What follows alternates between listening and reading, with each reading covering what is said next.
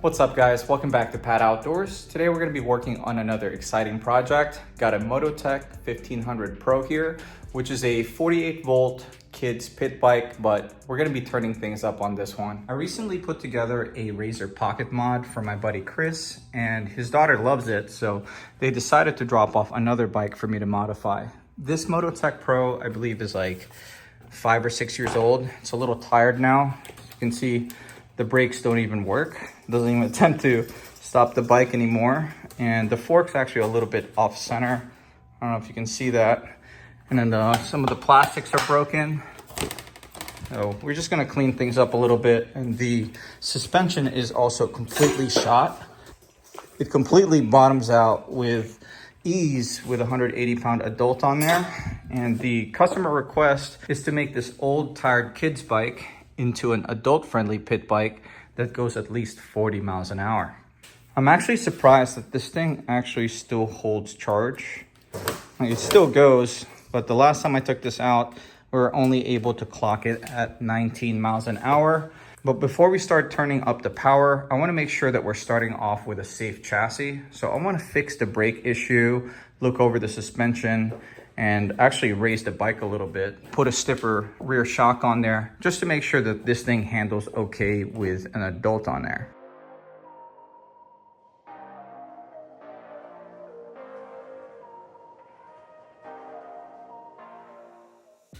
So after a few minutes of attempting to bleed the rear brake, I noticed there's like some scum that's coming out the top of the master cylinder. So I'm actually gonna disconnect the rear brake hose and then bleed out whatever fluid's in there, because I'm thinking that that might still be the original fluid, so I might as well swap out all the fluid in this bike.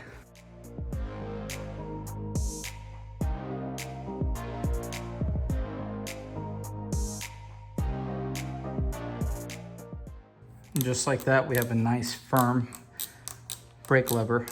Just gonna bleed this a little bit more, and then we're gonna do the same thing with the other side.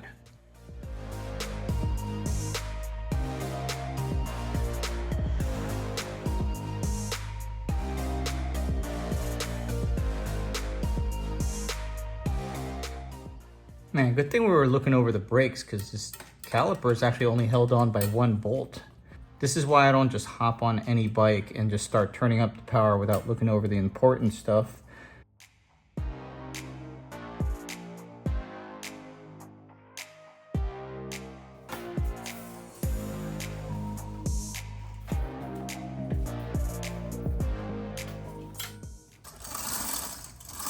That chain sounding crunchy.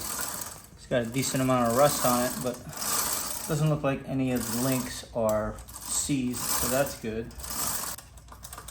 It's gonna adjust the slack. It seems a little loose, so you could see all the teeth whenever you pull on the chain a little bit.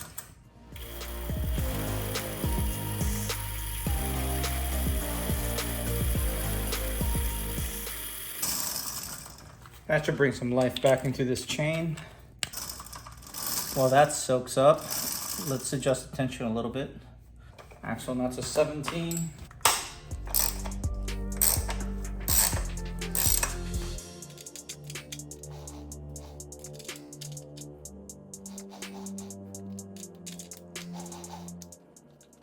Yeah, drivetrain definitely sounds a lot better than it did just 5 minutes ago.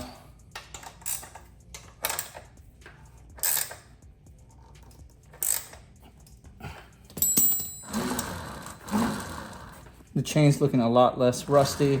Now let's go upgrade that rear shock. Rear shock looks pretty simple to take out. It's just a nut and bolt on the bottom mount. It doesn't even look like I have to take any of the plastics off. Should be able to get to it without too much disassembly.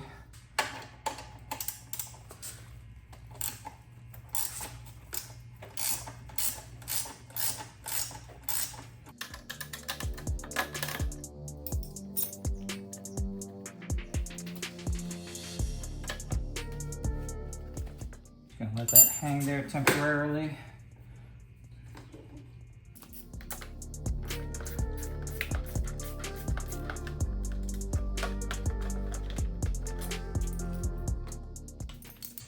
Just like that, it's out.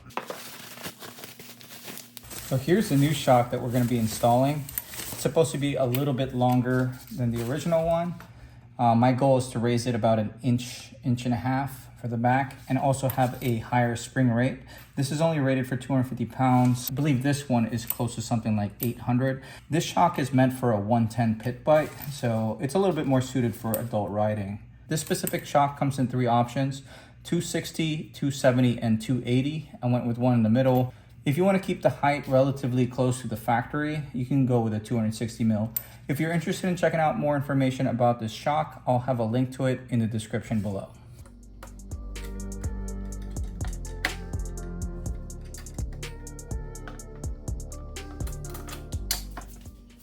And it fits nice and snug in the bracket, so no modifications have to be made.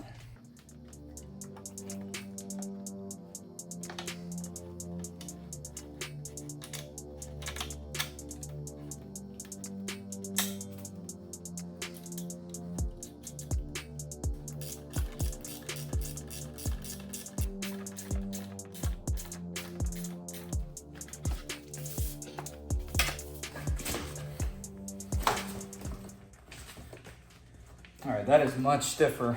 That should be able to take Chris's weight. He is 200 pounds. Obviously, if you weigh a lot less than that, I would go with a much softer spring rate. And as far as stance, here's how it stands on flat ground. It is very level. I had to bend this edge of the kickstand bracket inward a little bit for it to stand up a little taller. Otherwise, the bike leans too far to the left and you might risk tipping it over. So I recommend bending the bracket a little bit if you are going to go with a longer shock.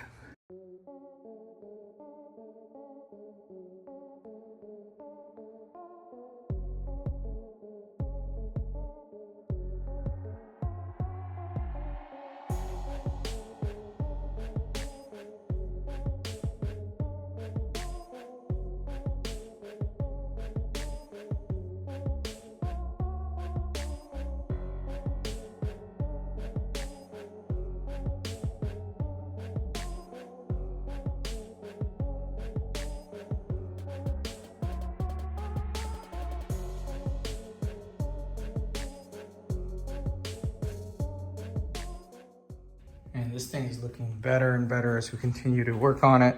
But it's time to get to the heavy stuff. Let's go swap out the powertrain. Let's go take out the stock stuff so I can show you what it comes with.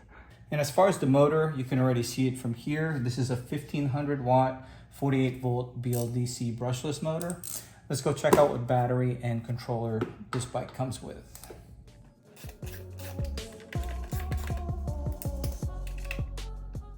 Per the owner, this is going to be a budget build, so he wanted me to just maximize the power that we can get out of the stock motor, which should be pretty decent. We should be able to crank it from 1500 to maybe double. Let's take out the stock battery. This is actually a common one people use on Razor, like MX and SX budget builds.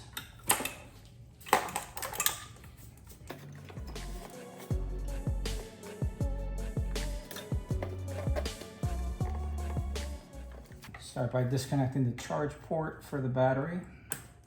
It's just a small black plug, and then there's an XT60 connector for the main power wires.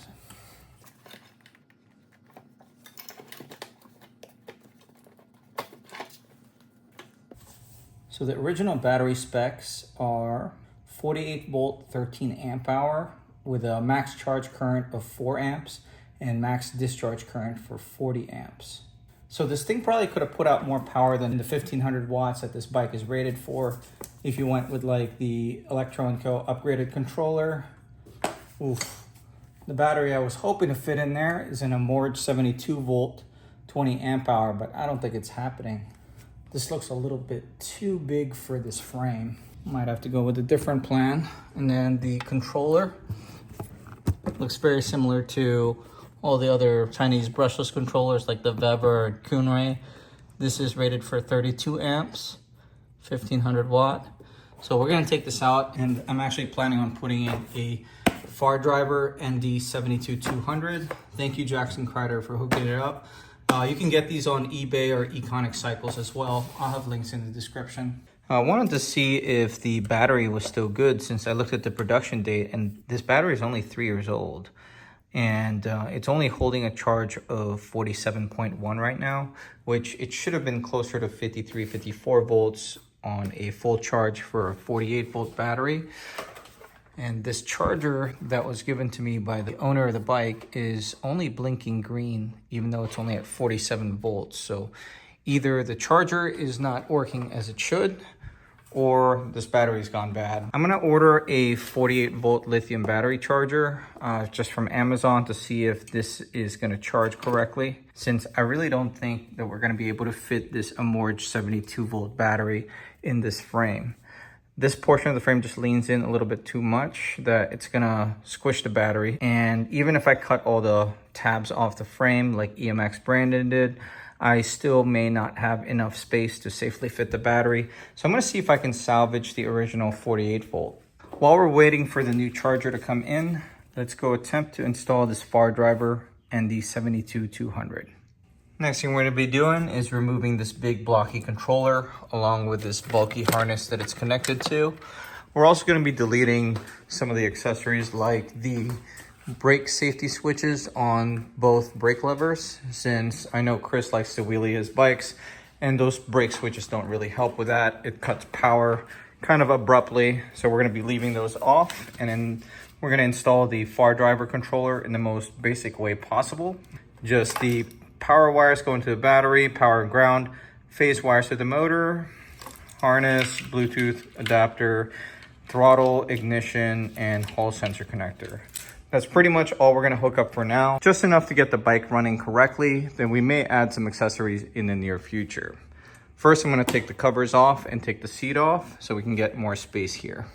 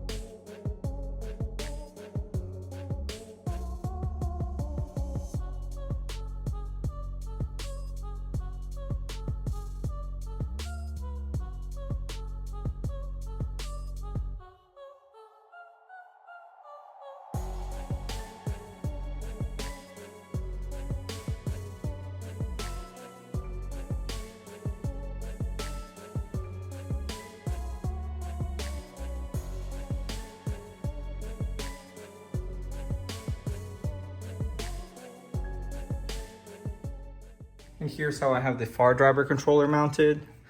Seems like it belongs there. Wish there was enough space to build like a bracket to bolt it onto this portion of the frame, since the mounting points on the Fardriver line up exactly right against the frame tube. So we have it currently held on by 4 wire ties. It's fully secure, it's not going anywhere. And then this is all that I've retained out of the factory harness. I snipped off the power and ground connectors going to the controller, since we're going to be replacing these with ring terminals to go to these posts. Then this is just the charge port connector for the factory battery, XT60 connector.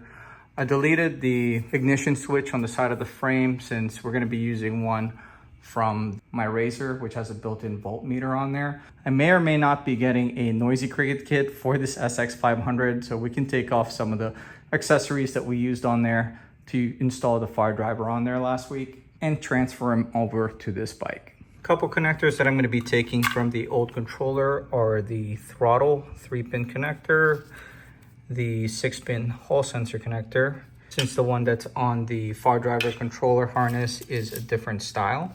And I'm also going to be taking this single blade connector for the ignition switch signal wire.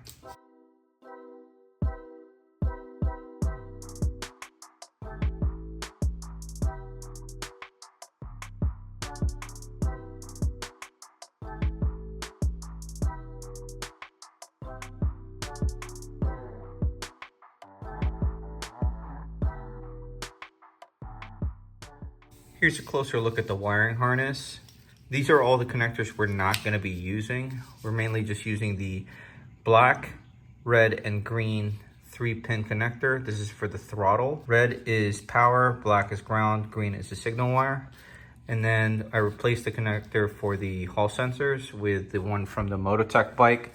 Since it's a different style, this one doesn't have the white temperature sensor wire. So we're just using 5 out of the 6 wires from the Fardriver.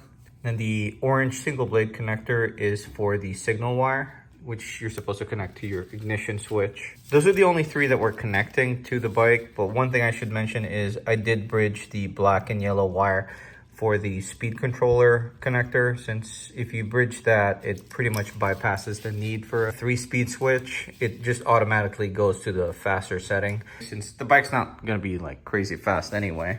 And then for the throttle, it's definitely gonna be a huge upgrade. This is a Talaria XXX factory throttle. The start button's not gonna do anything since we don't have that currently wired up. I only have the ground, power, and signal wires. And then I just put a matching 3-pin connector on there to mate with the Fardriver.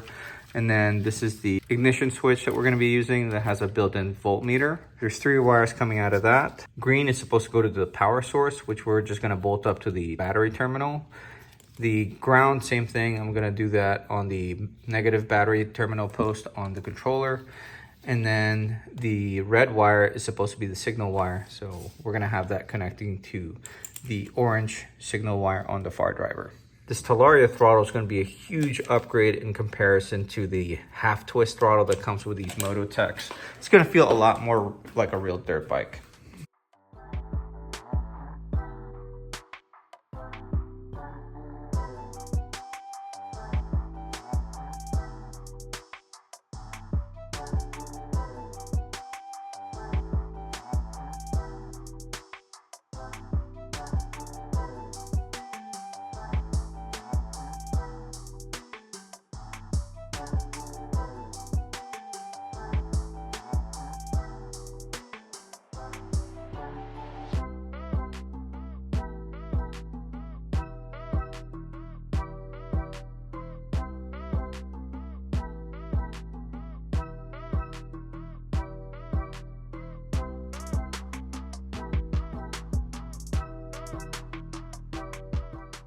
To give you guys a closer look before I button things up, 3-phase wires, and then the power wire and ground cable for the battery is sharing the same terminals as the power and ground source for the ignition switch. And then the signal wire from that is just going to the orange signal wire on the Fardriver controller. And then besides that, we just have the throttle plugged in and hall sensor connector. And that's it. I just tied everything aside. Plenty of space for the stock battery to go in. Maybe a 72 volt in the future. Comment below if you happen to know of a direct drop-in 72 volt battery that we can place in here without too much modification.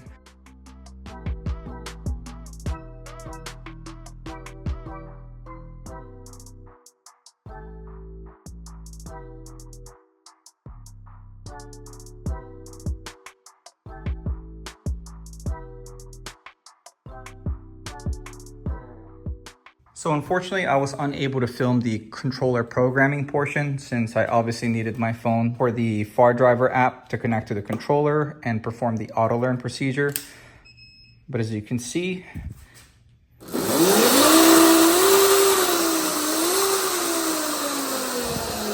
works perfectly with the Talaria throttle. And you can see that we're currently low voltage because the charger that came with this bike doesn't actually function. So we're gonna wait for the new charger to come in before we take this out for the first time. But as far as settings, I have battery line amps set to 40 since that's what this battery, the stock battery, is rated for. And then I have the maximum phase amp set to 120. Just as a starting point, we may make adjustments from there. But I want to wait till this is charged to at least 53, maybe 54 volts before we take it out for the first time. So I briefly took out the MotoTec just for a quick spin, and the left brake handle immediately failed. So you can see there's fluid dripping on the ground. Actually got a failure right here on the connection of the line going into the brake handle. You probably heard that release. There's some fluid leaking right there. This actually has nothing to do with us bleeding it. There's just been a pre-existing issue with this unit. So I'm actually gonna be stealing this set of Zoom brakes that we literally just installed on the SX500, since I'm gonna be upgrading the brake kit on this as well in the very near future. So let's put on these brand new brakes on the MotoTec.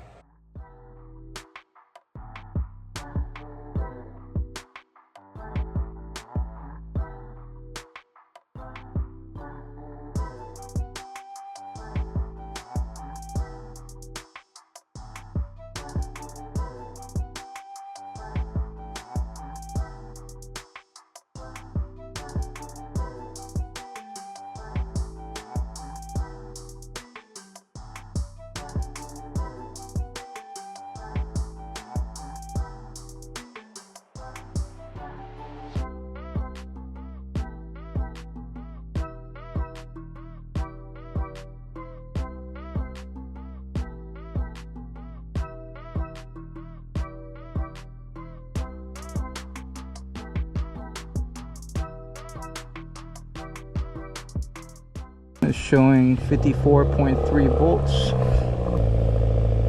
It actually seems to be running okay with 50 amp max line current, but I'm going to set that to 45. Then I'm going to leave the max phase current to 175. I'll tell you right now, the brakes is definitely a huge upgrade versus the previous ones. It's a lot more confidence inspiring as far as the feedback feel. But obviously it's still limited to being mountain bike brakes.